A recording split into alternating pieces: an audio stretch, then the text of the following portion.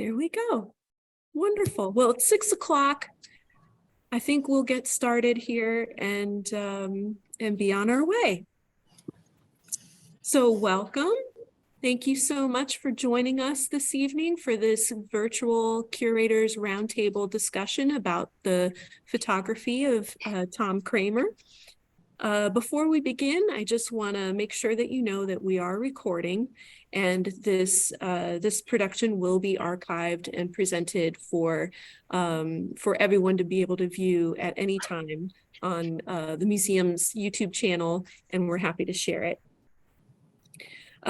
My name is Christine Renc-Carter. I'm the executive director for the Leepa-Rattner Museum of Art here at St. Petersburg College's Tarpon Springs campus.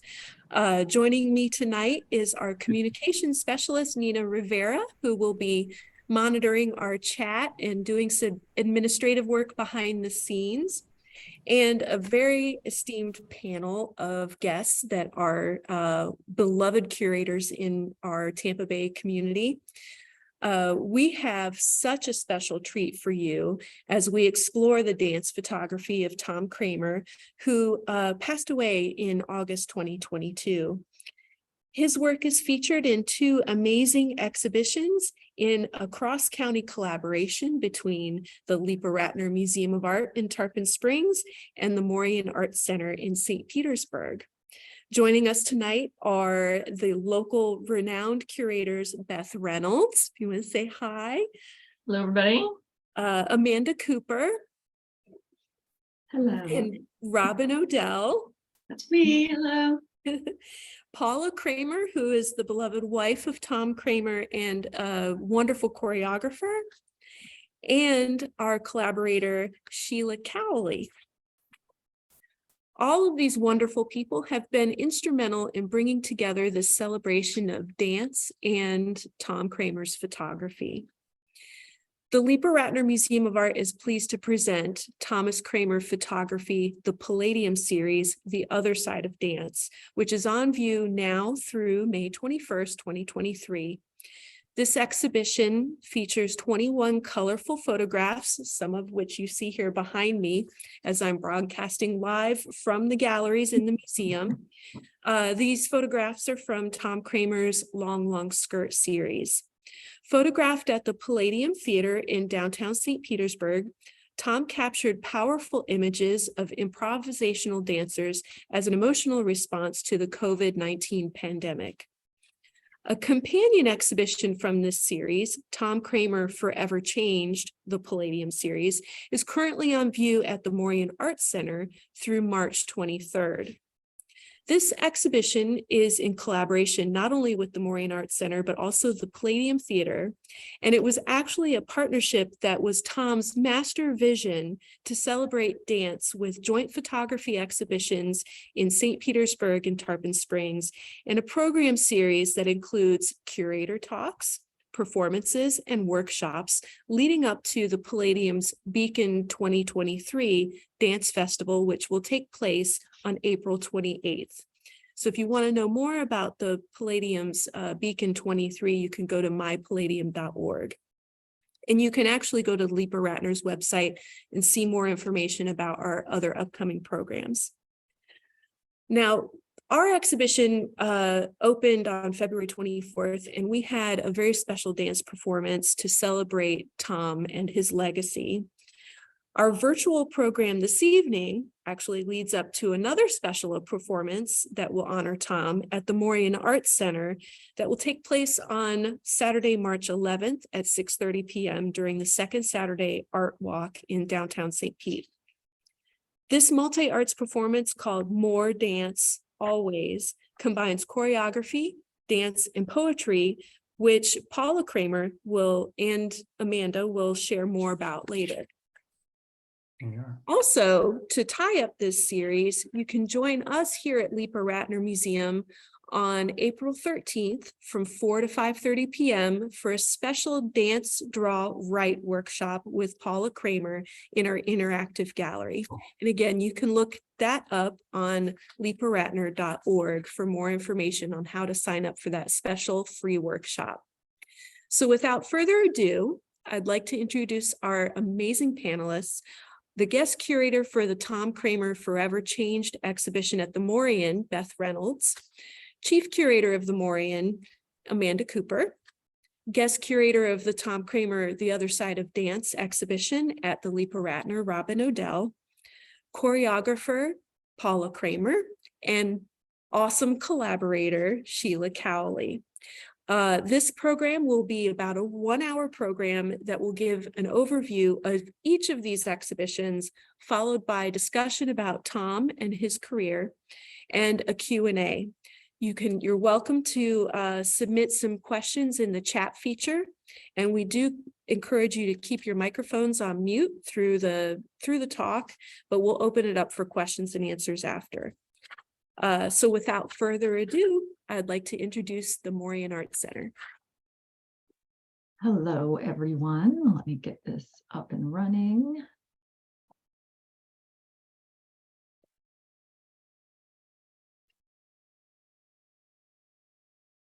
Oops. All right. I assume everyone can see my screen. First, I would like to say a little bit about the Morean Art Center. This is where Tom's wonderful exhibition is right now. There's a picture of the front of our building. The Morean is located in downtown St. Pete. We encourage you all to come by if you haven't yet. And we have roots dating back to 1917. So we've been around a long time, one of the oldest art galleries in the Southeast. And the Morean Art Center includes both the gallery that you see in the photo and our Chihuly collection. We also have a glass studio and the Morean Center for Clay. And our galleries at the Morean, we feature contemporary art by local and regional and national artists, of which, of course, Tom is a beloved one. So we're just very excited to have his work in the gallery during this time. So the way this exhibition happened is a little bit of serendipity, as many of our exhibitions happen. We had been planning in January, this was last year, so for January this year, I had a couple of exhibitions planned in the gallery that were photography based and had to do with mental health awareness. And I still had a gallery that was not programmed yet. And then my coworker and fabulous local photographer at the time, Beth Reynolds, who knows Tom Kramer very well, knew him very well, approached me and said, hey, he's wanting to do this thing that, as Christine said earlier, has to do with more of a community thing where he would have a show here, have a show at Leepa-Rattner, and then there would be another component with the Beacon project at the Palladium. So Beth and I and Tom met, I think it was last spring. Yeah, I think it was spring. And during the meeting, he went through a few different series of his photography. And to me, when I think of Tom's work, it's very vibrant. There's a lot of movement. It's very exciting. And then I think this Forever Changed series, which there's an image that you see right now on the screen. I think he showed this to us last, maybe. And it just really hit me, the difference in the work that I consider more of his typical work. It was just a little more muted. It was most of it was black and white. Mm-hmm. And just very, it was from the back. Usually you see his dancers from the front. You don't see any faces in these. I just was really struck by them. And when I found out a little bit of the idea behind them, it just really felt like, this is a good fit for what we already had going on in the galleries at the time with the whole photography shows and the whole mental health issue. They just seemed to fit right in. So, and I loved the community aspect of it too. So here's a photo of Tom. And of course, as was mentioned before, this meeting took place in the spring. In August, Tom passed away. And luckily, and we're so grateful, Paula, his wife, agreed to continue doing the show and bringing it into reality. She picked up the ball right where he left off, and we're very thankful for that. So a little bit about Tom, I'm going to read a little bit about him. His images have been described as dramatic, technically sharp, incisive, and capable of capturing the very essence of a performer. And about his own work, Tom has said a good dance photograph has to be both a good photograph and good dance. You can't have one without the other. It's a very truly collaborative process between the dancer and the photographer. So here's a photo of the exhibition in the gallery. Again, it's called Forever Changed. So this series was created at the Palladium in downtown St. Pete, and it was created with a handful of dancers, 5 of them, and some lighting technicians over a period of 4 days, so not very long. And it addresses the lack of connectivity that we all felt during the pandemic. I don't need to tell anyone here, the arts community was particularly hit hard by that. And when you think about it, if you're a dancer, there's really not much you can do during that time when you have to be separated. And about this series, Paula Kramer says, dance by its very nature is a collaborative art form, and these images in Forever Changed reveal the ultimate respect and trust between the dancers and the photographer. Together, the artists, meaning both Tom and the dancers, explored the idea of COVID, the distress of isolation, and the fear of emerging again into their communities. So here is another installation shot. And then here are a few of the images in the show. So these first 3, this one, and this one, there's 20 photographs in the exhibition and only 3 of them are in color. And the 3 that you see here, we actually borrowed directly from Paula. We're very thankful for her for allowing us to take them right off her wall and put them in our galleries. The rest of them are all black and white. And for me, even though the work is about dealing with COVID and the mental anguish during that time, I kind of feel like they're a little more ambiguous than that, at least for me. When I look at them, because they're photographed from the back and you can't see their expressions, you're only going by their body language. I kind of feel like they could almost be read as kind of a relief, a little bit hopeful. You can't tell if these dancers, if they're wrestling and struggling against each other, or if they're more sort of laying together and appreciating each other and just feeling at home with each other. So I feel like it could kind of go either way. But because you're only going by the body language, I feel like one of the things I like about this series is that you can kind of draw your own conclusions to them. So one thing I wanted to mention about Tom too, he spent 20 years coming to the Morean Art Center on Saturdays, attending our weekly figure drawing open studio, where you come and pay a fee and you draw or paint from a live model in our 3rd floor studio. And he did that for 20 years. And that really helped him gain a sense of anatomy, and it helped inform his photography. And he also did some fabulous drawings during that time. So he has a great connection to the Morean. Of all the photographs, this is the one I'm going to end with. This one is my favorite. I just feel like this is sort of a peaceful, I just feel like they're lying together and just enjoying being with each other, and a sense of relief. A sense of relief. That's kind of what I get, instead of a struggle, although I guess it could be read that way. But there's several people to acknowledge, and we've already acknowledged a few of them during the show. Thank you again to Paula Kramer for allowing us to continue with Tom's vision, allowing us to share his work with our community. Thanks to Beth for connecting Tom and me. I knew of Tom. I've always known who he was, but I think this is the first time I met with him when we had this meeting last summer. I'm so thankful I got to know him before he passed away. And also Alice Ferrulo, who's Tom's creative assistant, who helped with this series at the Palladium. And the participating dancers, there's 5 of them: Heidi Brewer, Kelly Harmon, C. Lee, Samantha Miller, and Jessica Obiezinski, all participated in these collaborations with Tom Kramer. And I hope you guys will come on down and see the show. It's up through the end of March, so a couple more weeks. Do you have anything to add? No, not right now. I'll get Okay. to talk later. Okay. That was beautiful.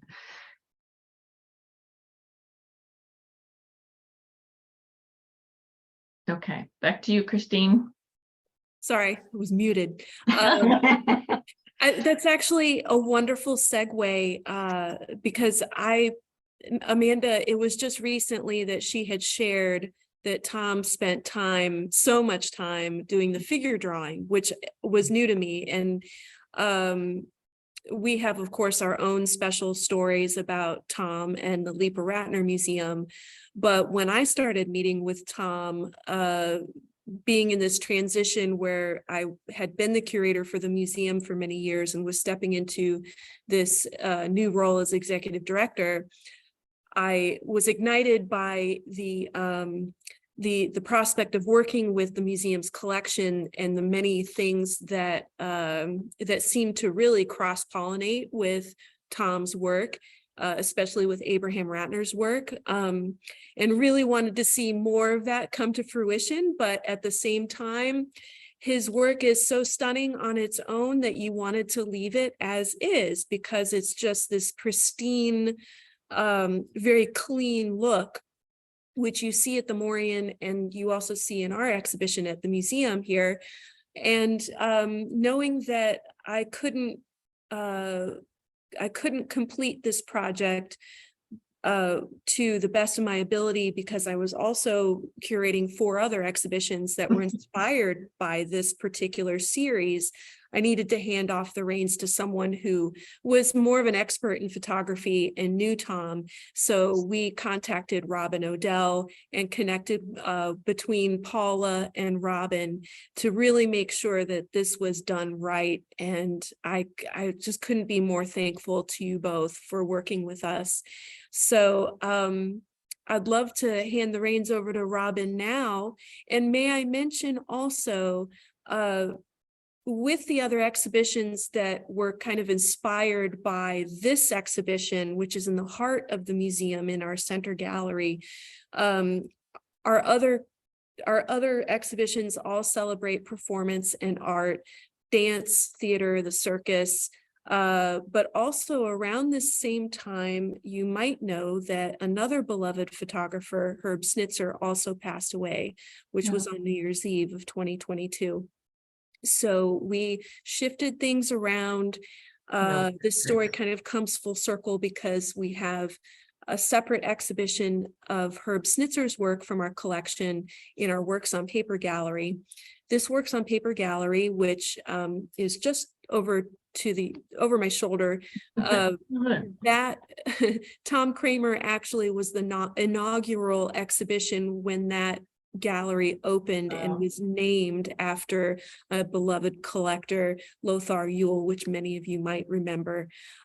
So it's kind of interesting to see how this story kind of comes full circle. We're celebrating both photographers, and Robin has kindly agreed to give an in-person talk in May 11th for Herb Snitzer to celebrate his career and his life. But in the meantime, tonight we celebrate Tom Kramer. So Robin, why don't you take it away? I will do that. Let me share my screen.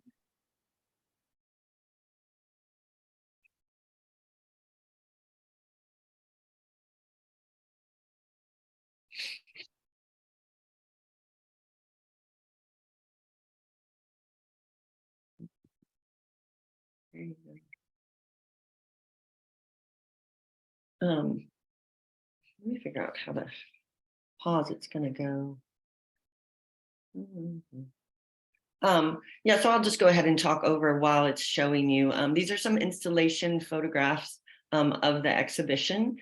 I had the pleasure of working at the Museum of Fine Arts in St. Petersburg since 2007, and was able to meet Tom and work with him. He was brought into the collection. There were times that I got to we came in and oversaw, and he shot some things into the, there, let me stop and maybe go back a little because it's just going too fast. I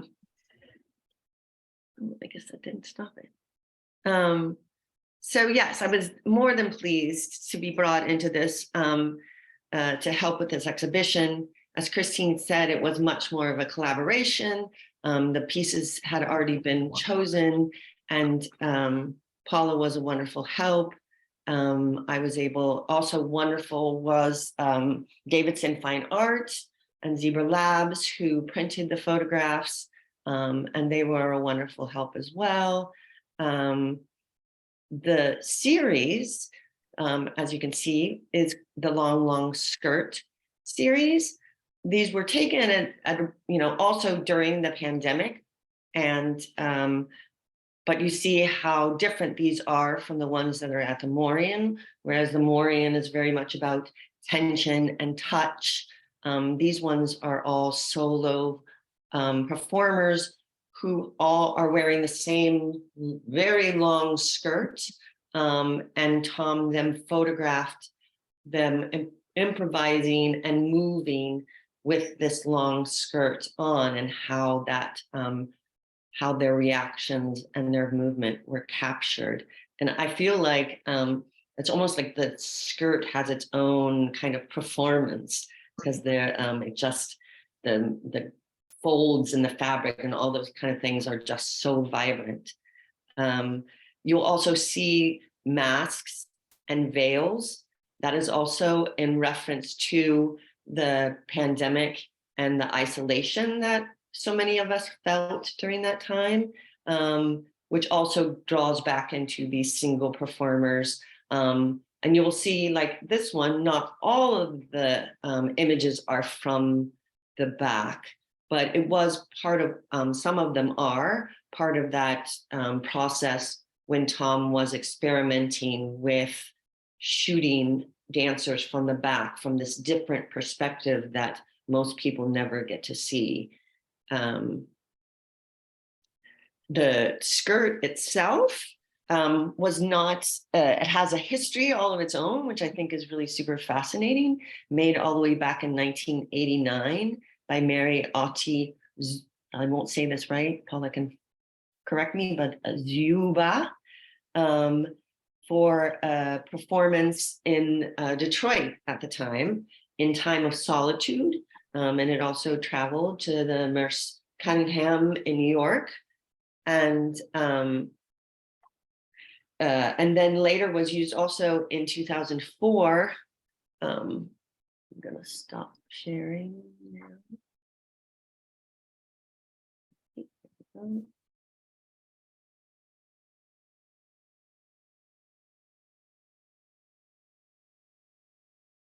See if I can just get back to me, maybe. You are back to you. Are my? Okay, I see nothing but black, but that's fine.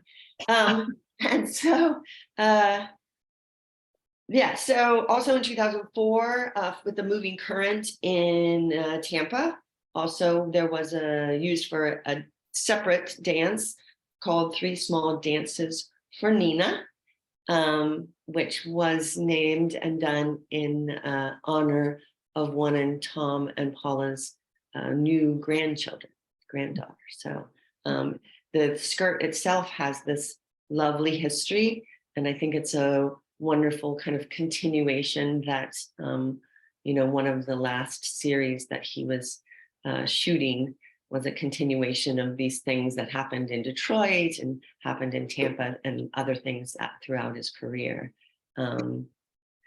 And as you just saw, the photographs are really moving and dynamic, and I find them very touching, and in a way about how during the pandemic,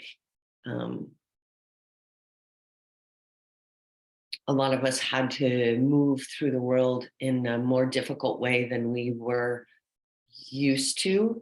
and that's how we were able to some not so much, gracefully move through these difficulties. And then this is a really beautiful way of illustrating that movement and overcoming difficult things and making them beautiful in spite of the difficulty.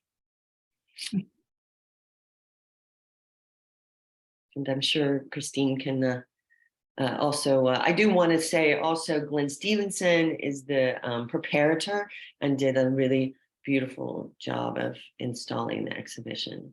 It's really beautiful. So, yeah. Thank you, Robin. This, this was truly a collaboration like no other Yeah, in so absolutely. many ways.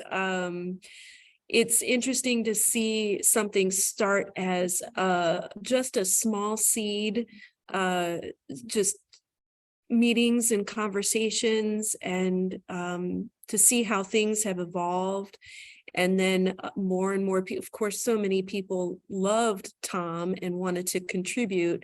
And with Paula's vision as well, you had this wonderful collaboration across disciplines, so which includes writing and dance and visual arts and theater, and it's truly amazing. So I'm glad we could do this.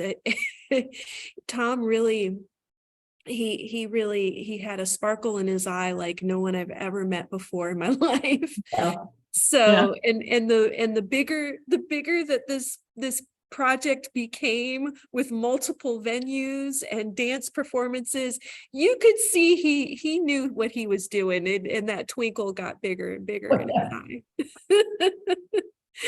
eye. Oh yeah, and I should when we were going through the slideshow, they were titled who the dancers were, but I do want to draw attention. Thank you, Matt. The dancers in the photographs that we are showing are Hannah Thompson, Helen Hansen French, Alexander Jones, Ethan Barbe, and Samir Davis Arrington.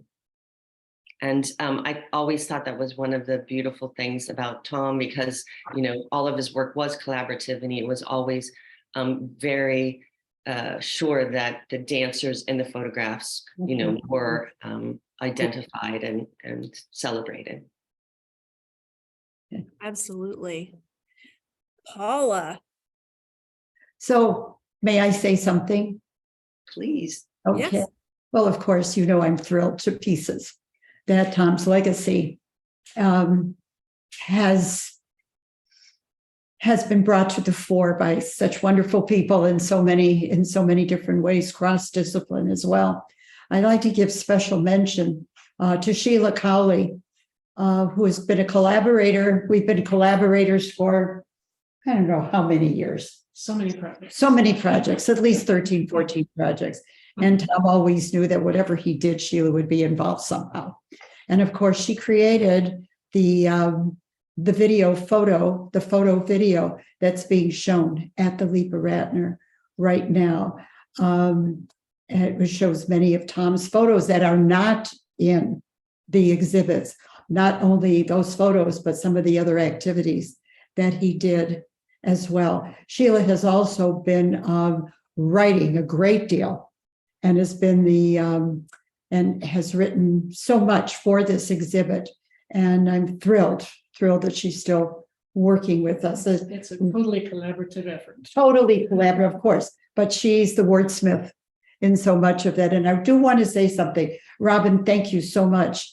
What Robin did was she took Tom's quotes and put them so appropriately next to the photos, and it just melded quite wonderfully. Of course, Robin and Beth helped me hold the prints. I could not have done it alone, and I know that Amanda and Christine, helped with the selection and together. I mean, totally collaborative, and how it came together, I have no idea, but I'm so thrilled that it did, and that the opening at the Morean was such a success. It was a really wonderful success. And at the Leepa-Rattner as well. Heartwarming and so bittersweet, but so sweet. So much more sweet than bitter, of course. And I know that Tom, which I've said before, would have been thrilled and humbled by the outpouring of respect and love that came from so many people and for so many parts of his life.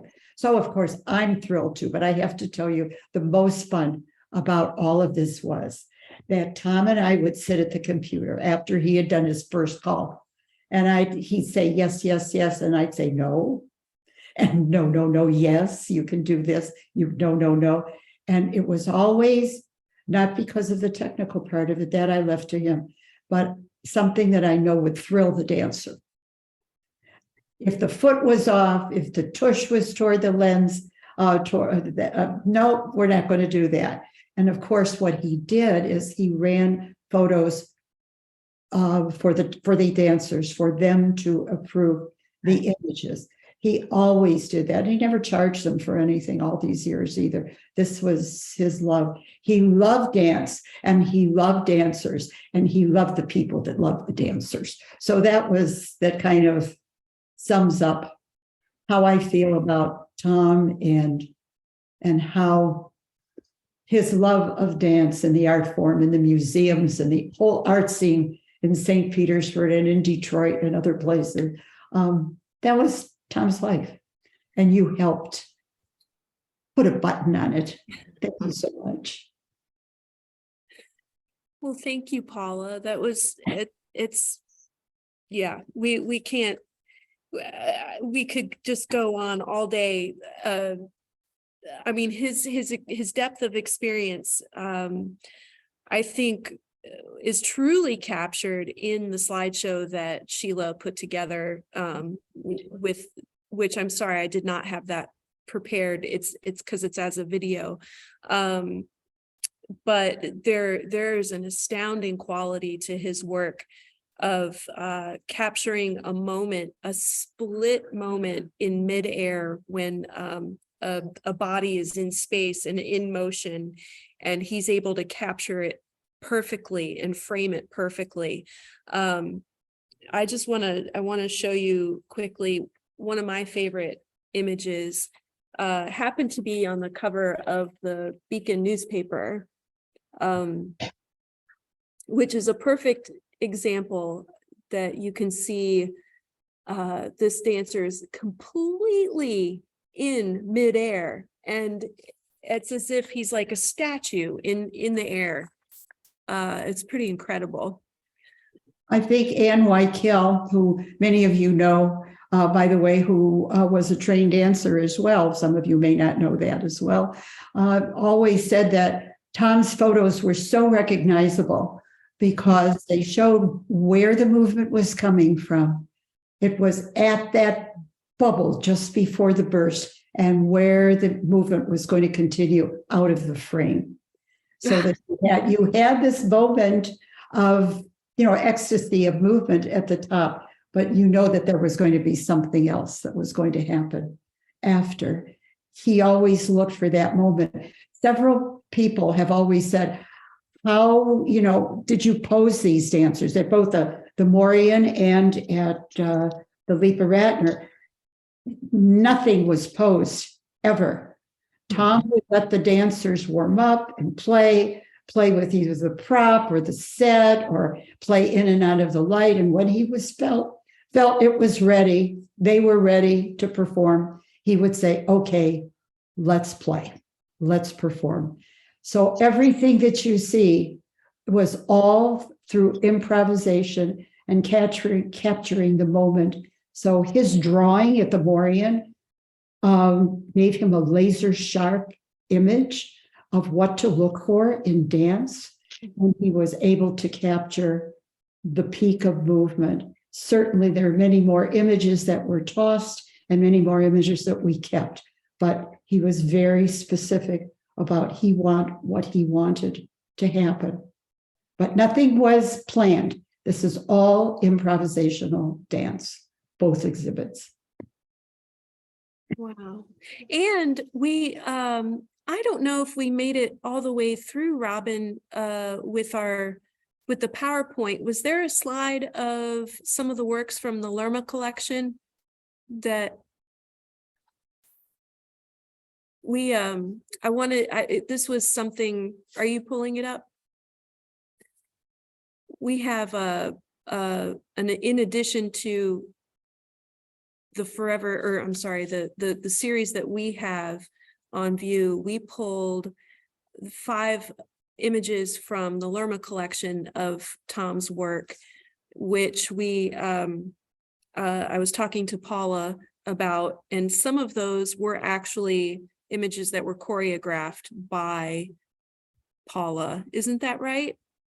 Yes, that exhibit focused on dancers or choreographers who had a direct connection with St. Pete College. They either had choreographed for St. Pete College, had danced on the stage, had been commissioned for special projects. So that particular, those particular photos have a direct connection to LRMA, but also to St. Pete College's dance program. Wow. That, if we can see if we can get a little bit of a closer look, but the images are so dramatic. I guess you can't zoom in. Well, you'll just have to come see it for yourself here at the Leepa-Rattner Museum of Art. But thank you, Robin, for pulling that up. Beth, I would love to hear more about your process in working with these images. I think it's interesting because when I first met with Tom, we reviewed those images and we were considering that series, the Forever Change series, as part of the exhibition here. Right. But I had not seen them in black and white, and I'd only seen them in their original color form. So I'm curious as to how that decision was made, if you guys were reviewing anything else in consideration for, we reviewed a lot of images and really it was difficult to narrow down, which is great because hopefully that'll lead to more exhibitions. But what were some of the choices that you made? Well, this really started for Tom and I way back before he even came forward with a lot of this idea of wanting to do these multi-venue and this big, beautiful collaborative idea and bringing this community together. Tom and I had worked together a number of years ago to do some dance workshops, and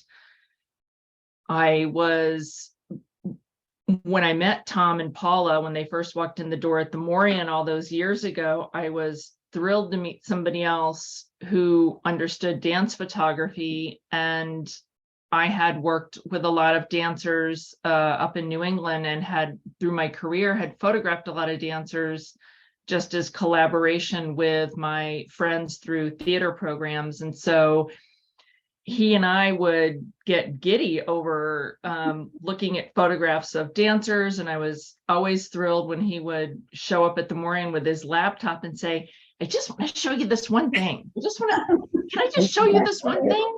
I just want to show you these couple photographs. And I'm like, bring it on. Let's go sit down and look at pictures. I'm like, don't think you're, forcing anything on me. So he had told me about this idea of, this post-pandemic idea of looking at these photographs, and we had looked at them in color. And we always talk about, as photographers, when is that moment that you want to convert something to black and white? And we look at it as, does the color of the photograph add to the story? Does it play a part in the storytelling of it? And of course, with the long skirt, I think it does, because of the color of the skirt and the history of it, and those needed to be in color. And when we looked at the other series of the 5 dancers, and the connectivity, and we were really looking at the body forms and the hands and the gestures we were looking at, and the color played no role in the storytelling. And so with that, we did sit and do some conversions and play with some things and look at them. And we did really want to highlight just those gentle shadows and the way a hair might fall, or a hand, or just the way somebody laid onto somebody else. And so we felt that that really was the best form for those, was the black and white. And they did have a little bit of graininess to them. They had just a real beautiful feel of the skin tones. And Tom was very, wary of making sure he didn't over process anything in Photoshop. You really wanted things to honor the skin and the tones of the dancer and the anatomy of the dancer. So, pulling sliders and trying this and trying that, and coming upon just those very beautiful, subtle tones of grays and blacks and whites, and that dance in between of them, of all of those shades. And that's kind of how we landed on that. And I know that there had been some talk about the back and forth of who would show what and where. And, I just think that it just ended up perfectly the way it did, with how we each showed which series. But I wanted to say something like,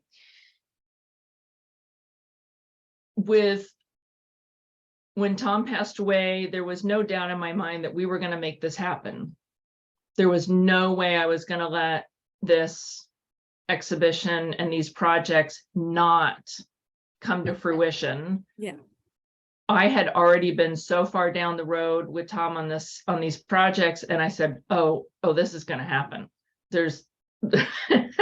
And what I love is that, maybe a dozen more people came into the fold and supported this project, and really, that might not have been involved with it had Tom not passed away. And so what I love is how he fostered community, and when the community when we needed it, they all came together, and just people were coming from every angle to say, nope, I want to be a part of this. I want to help out. And we did, and we made it happen. And Paula, I don't know where you found the strength to keep going through all of this. I know it was very difficult to look through all these and to be a part of all of this. I know, and I just felt it. And I was so honored to meet with you so many times, and to be able to hold Tom's laptop and go through and look at his pictures, and it just really made me feel more connected to him than ever before. So I'd like to answer that. I felt, of course, this from you, Beth, and I knew about his affection, deep love for you, and you as an artist, as a community person. You and Robin were just the ideal people to bring this to fruition. I think people would like to know that these were done when he was 87 years old. Yeah. This was just the beginning. There was another shooting in which the dancers were pulling apart from each other, so that you saw more negative space between the dancers, but still keeping the electricity, the magnetism in that negative space. And that was to be the second shooting. Of course, it didn't happen. But it would be nice if someone else would like to take that idea and go on with it, and work at that negative space, the power of the pulling away, of maybe wanting to come back together again, but you can't yet. You had to keep pulling away, but it's a yin and yang kind of expression of movement. But I think it's heartening to know that someone in their late 80s could still be thinking ahead of more and pushing themselves. Tom was not at his top physical stamina at that time. But through that 87th year, and he died just before he turned 88, just a couple of weeks before he turned 88. But while he was 87, his mind and his body was totally involved with this project. If you had been at the shootings, you would have seen him on the stage, sometimes dancing with the dancers, which he did during his career. They loved it. They loved him, and he loved them. And I remember Christina Costa, who runs the dance program, an incredible dance program at Hillsborough Community College, bringing her students in to watch him photograph so that they could see what it was like when you were really totally involved in your art form, and how you just didn't snap a picture, but you were there thinking, breathing, feeling, and moving with your subject. And I think that came through in all of his work. The outpouring from dancers are still coming in. The wonderful cards and the letters and the cards and the calls. That's where the strength, much of the strength, came from. And people like Sheila and Matt, who kept tabs on me and made sure that I was moving forward. There were so many people like that. Robin and Christine and Amanda and you. There was lots of wonderful support. Thank you. I wanted to just quickly go back to, because you mentioned how Tom worked with the dancers and about how he would just say a word or give them a feeling or a thought and then let them find that space and just go with it. And he was like dancing with them on stage because he moved fluidly on the stage with the dancers and was encouraging to them and would just say these like soft little things to them. And there was this connectivity that they had together, almost in an unspoken language. And he wasn't popping off a lot of flashes, and he wasn't doing all of these intrusive things and ordering people around. He was moving with them with his camera and finding those moments as if he was right in there with them. And if you see other dance photographers, they don't work the way Tom works. There was another collaborator, No. another collaborator, Alice Ferrulo, was there for every single shooting, Tom's creative assistant, who helped with the costuming, that helped the dancers come together. And she was there for every movement, for every shooting. And Tom would confer with her all the time. And so did the dancers. And she worked with the dancers as well. Another collaboration. My goodness, collaboration, twice the fun and half the work when you do Great. that. And I only hope that I have as many ideas as Tom had till his last day. I haven't, he had like 1,000 more ideas to work on and was always percolating and ideas. And I'm like, where is this coming from? Like, I don't have this many ideas ever yet, and you're still having them at his age. And I was just so jazzed by talking to him about these things, because he would get me going. I'm like, yeah, that's a great idea.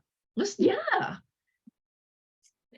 I have to say we had a similar experience when Tom and I first started meeting and trying to narrow down between a few different series that he had presented.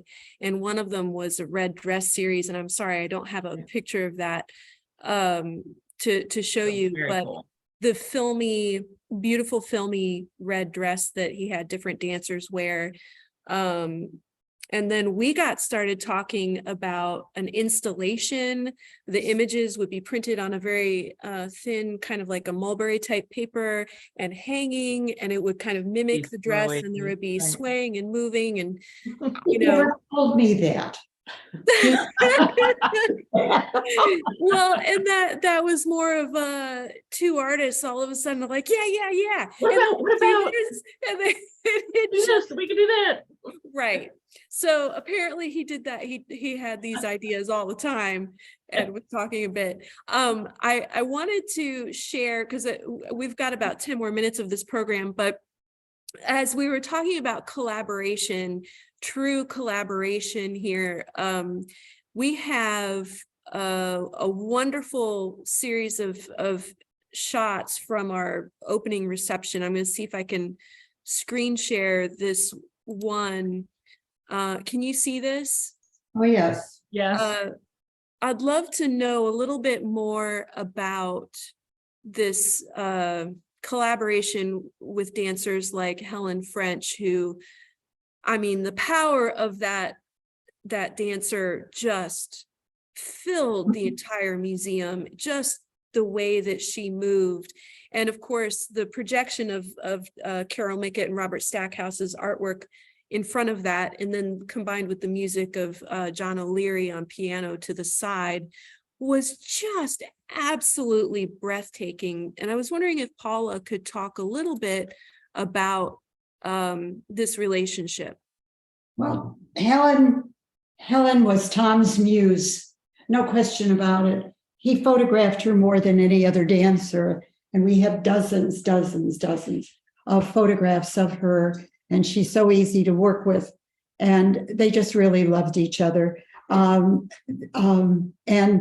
our families just really had a great deal of affection for each other. Oh, But sorry. Tom and Helen had a very special artistic connection. There's no question about it. It was so easy for them to work together. And Hummingbird Heart was a recreation that I did many years ago, but I wanted to add a visual effect to it. And I always wanted to work with Mickett Stackhouse. So Helen and Tom and I went to their studio and we saw this image, and it took like about 2 seconds to say, this is exactly what it is. And it's called View from a Hummingbird's Heart. And Helen just jumped right into the project. I wish you could have heard the conversation between Carol and Robert and John O'Leary and Tom. And I just sat back and I listened, and I let Helen bring my choreography to life. And you just give her an idea and you let her run with it. If you're smart, that's what you do. She's just really brilliant. So the collaboration had gone on a long time. I had performed with Helen in the first Beacon concert, and then I had choreographed a piece for, I think, the third Beacon concert, and then the third, and then another time we did Hummingbird Heart for the last Beacon concert. So we've had a long time artistic connection, collaboration. Yeah, it was easy. It was like having a repertory theater. You know the dancers you want to work with, and you do that. It's so much easier. That was true also with the dancers in Forever Changed. These were all dancers who knew each other, who knew Tom. We had all worked together before. We trusted each other. And it was like, as I said, it was like a repertory theater. You choose the people you would love to work with, and you try to make it happen. I think that's something I've discovered as a theme running throughout not only Tom's exhibitions, but with the exhibitions of performing arts in our other galleries, that trust and collaboration is kind of the ultimate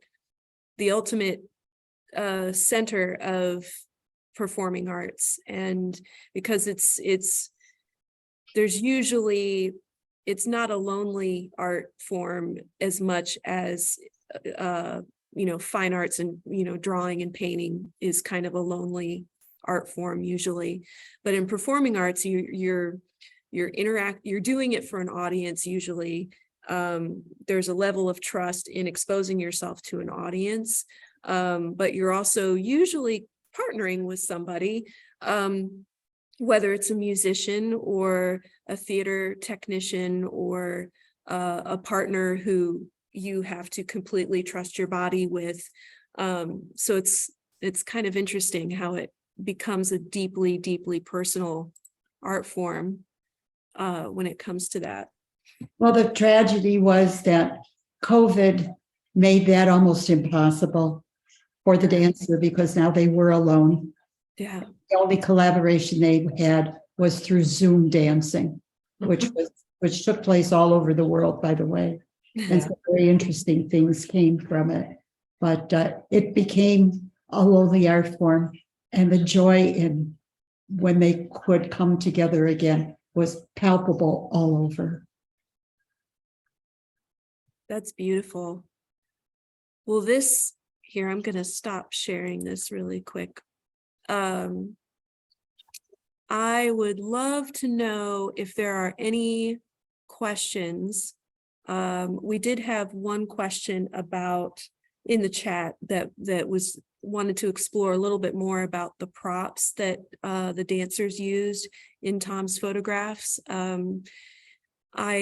mean, between the long skirt and the masks, I think that, you know, they're pretty self-explanatory, but I think it's kind of interesting when you think about as a normal person wearing something like this and trying to move through the world in something that is very cumbersome, like an extremely long skirt or a pair of pants that are too long, you keep tripping over, and how these dancers grapple with that, and their choreography and their movement is so graceful in trying to while wearing something that's so restrictive. Was that something that was a common element in Tom's work as far as having a dancer work with a prop and what some of those other props might be? Yes, he did a series with Mary Lynn Morse, who is a professor of dance at USF. And there just happened to be this incredible long red piece of fabric. And talented dancer that she is, she started to improvise with it. And Tom didn't have to say anything at all. He just picked up his camera and off they went. It was pretty wonderful. And we do have some fabulous photos of that. But the long skirt, several people had talked about that and how difficult it was. And some people read into it their own stories of the baggage that the heavy baggage we carry with us, and we still have to make it work, and we still have to carry it along with it. Along with them, the mask. Alice brought the mask and the veils and all that kind of stuff with her, several props. And the mask, of course, reflects the kinds of masks that were worn during the plague, the European plague. So that was very historical. And then, of course, these wonderful bodies knew how to do so many wonderful things. These are all professional dancers. And sometimes it's fun to just work with professional dancers, and sometimes it's good to work with students. And I've always loved working with children. That's how I started creative dance for children. And when I was stuck for choreography, I go right back to the craft of working with creative dance for children. But once again, it's giving the dancer time, trust and time to work with whatever prop is there. And in some of the photographs, there's a blue chair in some of the photographs that belong to Alice Ferrullo in her studio. She's an installation artist, performance and installation artist. So just being in the space to ennoble the space, to engage the space. Sometimes you just have to walk through the space and feel the electricity or feel what it's like. That's what dancers do. Space, time, and energy. So the props were wonderful, but it was the space themselves, the space itself, that invigorated the photo shoot. Lighting, of course, of course. This now, is this the blue chair, Alice's blue chair? Yeah. Yes, it is. Wow. Yes, it is. And I wasn't sure exactly what it meant. And then I said, well, I don't have to know what it meant. I just like the composition of it. But then, of course, and that's Hannah flying. And that gives you kind of a yin and yang of the space too, what's high and what's low. And some of the photos use the chair for balance or to stand on. So it gave a different dimension to the space. So we have photos without a prop and the photos with the props. I think the chair just has such a personality all unto itself that is just amazing. I love it. But Alice won't give it to me, and that's okay. Well, it's just stunning. This is, I just wanted to show everybody how awesome that chair is. Does anybody have any other comments or questions? No?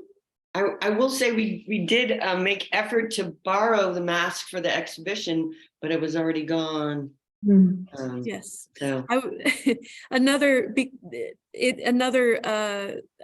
make cross references all the time between the galleries and different objects, and hopefully someone will pick up on my inside jokes as a curator, but they usually don't. But it's they're just inside jokes to myself. But we have an Italian carnival mask that is also a plague doctor mask, and I was trying to see if we could get those two pieces together, but it wasn't meant to be. And the long skirt is a cool piece, but logistics, it was not easy to work out some of the props. But honestly, in this case, these photographs really stand on their own, and they're quite powerful. So if you have not had the chance to see both exhibitions, I highly recommend going to see both. And I hope there's more to come. And thank you, Julie, for mentioning the Museum of Photographic Arts. So we're really excited to see more collaboration in the future. And I hope everyone gets to also go and enjoy the wonderful things that are happening at the Morean and at the Palladium. So keep your eyes peeled. Amanda, where can everybody look up what's going on for the rest of the Morean, and especially this weekend? And did you want to mention a little bit more about what that performance was? Yeah, so I think it was mentioned before. So this Saturday is the gallery walk for downtown St. Pete, and the Morean's open from 5 to 7, and at 6:30, Paula Kramer and company will be doing a brief performance. It's called Always More Dance, and it was a script written by Sheila Cowley. And Mimi Rice is the actor who will be performing, and the dancers will be Helen French, Andy Scott, and Paula Kramer. So if you're around, then we'd love to see you at 6:30 at the Morean. Wonderful. Yeah. Thank you very much. Actually, Andy has her own piece that she's presenting. Oh, yes, that's true. And then Paula's dancing with Mimi in the Right. script I wrote, and Helen is doing a piece inspired by Tom's photographs, right? Yes, Helen is doing a solo. Andy is bringing a student with her from USF, and that piece is part of a piece that's in memory of Andy's mother. And then this really fantasy piece, a dance drama that Sheila wrote. Rewriting your past. Yeah, rewriting my Make it more past. interesting And- without dishes and laundry. Yeah, right. And trying to coordinate it with what my memories have been. It'll be fun. Well, that sounds, it sounds like it should not be missed. Well, I cannot thank you enough for your time and your talent and your friendship. That just means so much to us all. I want to thank Paula and Sheila and Amanda, Beth, Robin. You are an incredible group of people, and we appreciate your time. We'll end this by just sending our best love to Tom, who I know is looking down above us all, from above, and hopefully that little sparkle in his eye is shining down on us all. So It is for thank sure. you. Thank you so much for this wonderful, wonderful program. We have so much more in store. So definitely between the Morean and the Leepa-Rattner and the Palladium, I encourage you to check out what we have going on. And hopefully you can also join us for Paula's special dance draw write workshop, where we're all going to wear our sweatsuits, bring our sketch pads and our notepads, and we're going to get down to business and do some movement and then draw. So it should be exciting. So thank you very much. And we look forward to seeing you again very soon. Thank you. Thank you so Thank you. much. That was nice.